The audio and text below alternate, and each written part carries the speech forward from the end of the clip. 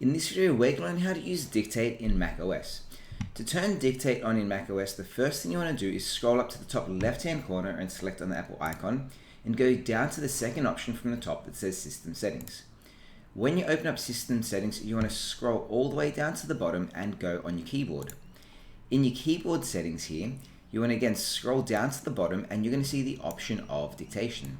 Under dictation, the first thing you want to do is, of course, turn on dictation, and this is going to turn on the feature of dictation, and then you can have a few features underneath that. The first one is, of course, setting your language, or if you use multiple languages, you can actually choose to add a second language to here. When you're done with your language settings, you're going to click on the screen here, and then you're going to choose your microphone source. I'm going to leave it set to automatic, but if you have a few different microphones, you can choose which microphone you want it to pick up all the time. And then the third thing we're going to do is actually set a shortcut so you can double tap something on your keyboard to automatically go straight into dictation. I've got it set where I go press Control key twice, and that's going to open up the dictation menu for me. So whenever I want to dictate into the computer, I simply double tap on Control and my dictation starts. And then of course you can turn on auto punctuation. I recommend having this turned on because it works really well and is only getting better with time.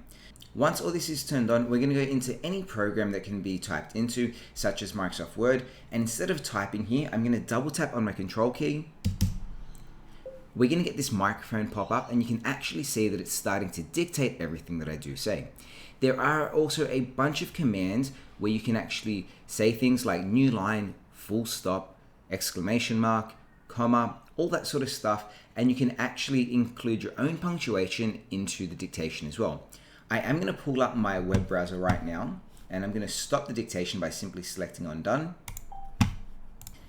To let you know that on the Apple website, there is a list of all the different commands for dictation on Mac.